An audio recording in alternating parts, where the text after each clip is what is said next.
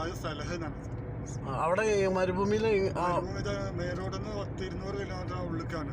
ഒരു 3/4 മണിക്കൂറോളം വണ്ടി 60-70 സ്പീഡ് റണ്ണിങ് കഴിഞ്ഞിട്ട് ഇവിടെ എത്തുള്ളൂ. നിങ്ങൾക്കിപ്പോ ശമ്പളം ഒന്നും തരില്ലേ? ഒന്നും തന്നിട്ടില്ല.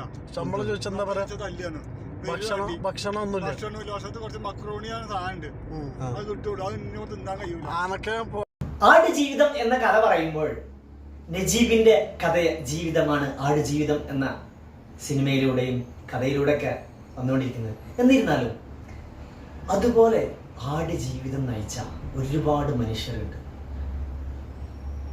ആ മനുഷ്യ ജീവിതങ്ങൾ നമ്മളറിയാത്ത, എവിടെയും കഥ പറയാത്ത, എവിടെയും സിനിമയിൽ വരാത്ത ജീവിതങ്ങൾ. നജീബിന് അനുഭവപ്പെട്ട അറബിയിൽ നിന്നും വളരെ കഷ്ടതകൾ ആട്ടിൻപാല് കുടിച്ചൊക്കെ ജീവിച്ചിരുന്ന നജീബ്. ആ സിനിമ വരുമ്പോൾ മാത്രമേ അതിനെക്കുറിച്ച് ദീർഘമായിട്ട് നമുക്ക് സംസാരിക്കാനാകും. വെറും കഥ വായിച്ച ആ ഒരു കഥയിൽ നിന്നുള്ള അനുഭവത്തിൽ നിന്ന് സംസാരിക്കുന്ന ഒരു സിനിമയിലൂടെ പോകുമ്പോൾ മാത്രമേ അതിനെക്കുറിച്ച് ദീർഘവീക്ഷണത്തിൽ നമുക്ക് പറയാൻ കഴിയൂ. പക്ഷേ ഇവിടെ അതുപോലത്തെ ഒരുപാട് നജീബുമാർ നമ്മളറിയാത്ത അറേബ്യൻ മലയാരണ്യത്തിൽ നമ്മളറിയാത്ത മണൽ കാടുകളിൽ വസിക്കുന്നുണ്ടാവാം. ഞാൻ നിങ്ങൾക്ക് കാണിക്കാൻ പോകുന്നത് അതുപോലെ എവിടെയോ അറിയാത്ത ആടുജീവിതം നയിച്ച ഒരു മനുഷ്യൻ്റെ വീഡിയോയിലുള്ള അല്പഭാഗങ്ങൾ. പിന്നെ നിങ്ങൾ നാട്ടിലെവിടെ നിങ്ങളെ വീട്? നാട്ടിൽ മലപ്പുറം എന്താ നിങ്ങളെ പേരെന്താ? നിങ്ങൾ സൗദിയില് എവിടെയാണ് വർക്ക് ചെയ്തിരുന്നത്? സൗദിയില് റിയാദ് സലഹ്. അവിടെ മരുഭൂമിയില് മെയിൻ റോഡിൽ നിന്ന് 200 കിലോമീറ്റർ ഉള്ളിലേക്കാണ്. ഒരു 3/4 മണിക്കൂറോളം വണ്ടി 60-70 സ്പീഡ് റണ്ണിങ് കഴിഞ്ഞിട്ട് ഇവിടെ എത്തുള്ളൂ. നിങ്ങൾക്കിപ്പോ ശമ്പളം ഒന്നും തരില്ലേ? ഒന്നും തന്നിട്ടില്ല. ശമ്പളം ചോദിച്ചെന്താ പറയാ? തല്ലിയാണ്. ഭക്ഷണം ഒന്നുമില്ല. ഭക്ഷണമില്ല. വർഷത്ത് കുറച്ച് മക്രോണിയാണ് സാധനം, അത് കിട്ടുള്ളൂ. അത് ഇങ്ങോട്ട് തിന്നാൻ കഴിയൂല. ആനക്കെ ടൗണിലെ വീട് എവിടെയാണ്? ഈരാമുടുക്കല്ലേ? അത് തിന്നാൻ കഴിയും. തിന്നാൻ വയറ് വേണം. എത്ര കുട്ടികളാ? 3 കുട്ടിയാണ്. 3 പെൺകുട്ടികളാണ്. എന്നിട്ട് നിങ്ങള് അബുദാബി അല്ല സൗദിന്ന് ബദാസായിദ് നിങ്ങൾ ഒട്ടക റേസിങ്ങിന് വന്നാലേ അറബിന്റെ കൂടെ വന്ന് ഒട്ടക റേസിന് വന്നാണ് ഞാൻ. ബദാസായിന്ന് ഇപ്പൊ നിങ്ങള് ബസ്സിന് വന്നിട്ട് ബസ്സിന് കയറി. ബസ്സിന് കയറിയാണ്. അപ്പൊ നിങ്ങള് ഇപ്പൊ ഇവിടെ വന്ന് ഇറങ്ങിയത് ഞാൻ. ഇപ്പൊ നിങ്ങൾക്ക് എന്താ വേണ്ടത്? നിങ്ങൾക്ക് നാട്ടിൽ പോകണ്ട? നാട്ടിൽ പോകാം. അറബിനോട് നിങ്ങള് നാട്ടിൽ പോകണമെന്ന് ചോദിച്ചപ്പോ അറബി എന്താ പറഞ്ഞു? അറബിനോട് ഞാൻ പറഞ്ഞു പൈസ വേണമെന്നപ്പോ പൈസ തരുന്നില്ല. പെണ്ണുങ്ങൾ തീരെ സുഖമില്ല. പെണ്ണുങ്ങൾ സുഖമില്ലാത്ത ആളാണ്. വാൾവിന്റെ കംപ്ലൈന്റ് ആണ്. മരുന്ന് പൈസ ഇല്ല. ഞാനിരുത്തോ പണിത്തോ പൈസ ഇല്ല.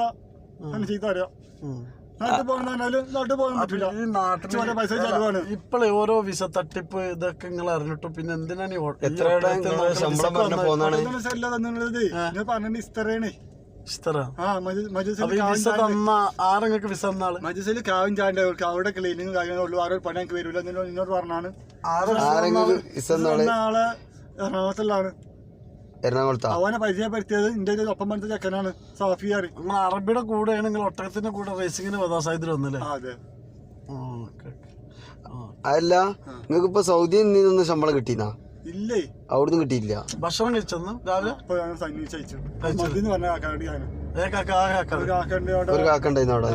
കൊല്ലത്തോടാണെന്ന് പറഞ്ഞു. ഞാൻ ഫോൺ വിളിച്ചപ്പോഴേ മലയാളം ഭർത്താവ് ഫോൺ വിളിച്ചു തുള്ളി വെള്ളം വാങ്ങി തരുക വെച്ചാണ്. വെള്ളം അല്ലെങ്കിൽ ചായ വാങ്ങി തരാറുണ്ട്. അവിടെ ചായ വാങ്ങി തന്നു.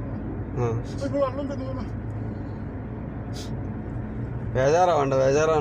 അതിപ്പോ യു എ എന്ന് പറഞ്ഞാൽ നല്ലൊരു നാടാണ്. പക്ഷെ നിങ്ങള് വന്ന് പെട്ട സ്ഥലം അത്ര ശരിയല്ല. പിന്നെ നിങ്ങളോടിപ്പോ എംബസി പോകാനല്ലേ അവിടുന്ന് പറഞ്ഞ്? നിങ്ങൾക്കിപ്പോ നാട്ടിൽ പോകണം. അത് നിങ്ങൾ ആവശ്യമില്ലല്ലോ.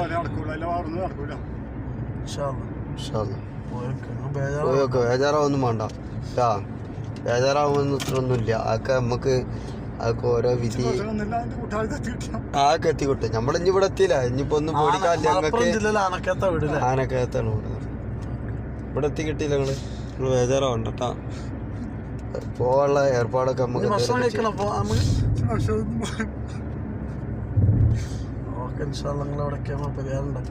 ബേജാറാവണ്ട. നിങ്ങൾ എങ്ങനെ രാത്രി 12 മണിക്ക് അറബിടുന്ന് ചാടി? 12 കഴിഞ്ഞ 11 കിടക്കുമ്പോ ഞാൻ കിടക്കാൻ റൂമൊന്നും ഇല്ല, ആ മരുന്നില്ല കടന്നുറങ്ങേണ്ടത്. ആ ഇപ്പൊ ഒരു 10 സാധനം വിരിച്ചാണ്ടായി കിടക്കുക, അവിടെ പുതക്കുകയാണ്. അപ്പൊ ഓല് ഉള്ളിൽ ക്യാമറന്റെ ഉള്ളിൽ ഞാൻ ഒന്നും കിടക്കില്ല, ഞാനും അർബാബും. ഇന്നലെ ഞങ്ങൾക്ക് അവിടെ ഓരോ പരിപാടി, അപ്പൊ ക്യാമറയിൽ കുറെ സാധനങ്ങളാണ്. അപ്പൊ ഞാൻ പുറത്താ വിരിച്ച് കറിയുന്നു ഇന്നലെ. അപ്പൊ ഇറങ്ങി പിന്നെ അന്ത്രോം ഇവിടേക്ക് പോയിനു. അന്ത്രോം വന്നേക്കും ഞാൻ തിന്ന് കുറെ നേരം ഇരുന്നാണ്ട് വേറെ ആരെങ്കിലും മലയാളികളുണ്ടോ കൂടുതൽ? ഒരു മനസ്സിലില്ല. പണിക്കാരൻ അതിനുള്ളേ ഒട്ടത്തിന് നോക്കണം, ഒക്കെ വെച്ചിട്ടുണ്ടാക്കി കൊടുക്കണം. അതുകൊണ്ട് ഓരോക്കെ റേസിന് ഒട്ടത്തിന് ഒന്ന് ഞാൻ കൊണ്ട് പോരുന്നിട്ട് മറ്റുള്ള കിടന്നാണ്ട് ഒച്ചപ്പാടുണ്ടാക്കുക, മാന്തി പൊളിച്ചാൽ എന്നാൽ പോയി ചീത്ത ഒന്ന് നിൽക്കുക. എന്നാലും ഞാൻ മിനിറ്റ് ഇരുന്നിട്ട് കൂടി ഇല്ല ഞാൻ. അപ്പോൾ 4 ദിവസം കുളിച്ചിട്ട് 4 ദിവസം ഭക്ഷണം തന്നെ എന്താ പറയുക ഇപ്പം ബന്ധിച്ച് കിട്ടുന്നത്. അപ്പുറത്തും അറബിയാളെ വീട്ടിൽ ബംഗാളികളുണ്ട്, സർബക്കാർ. ഓരോ കണ്ട് വർത്താനം പോലും പറഞ്ഞ് ഭക്ഷണത്തെ ഇങ്ങോട്ട് വന്നാൽ ഞാൻ അങ്ങനെ കൊടുന്നേരാം. കാരണം ഒരു ചോറ് ഞാൻ കൊടുന്നതുകൊണ്ടാണ് അപ്പം ഇത്രയും നീച്ച് നടക്കുന്നുണ്ട് ഇവിടെ. ഇത് വയറുവാനും കാര്യം കുറവുള്ളു.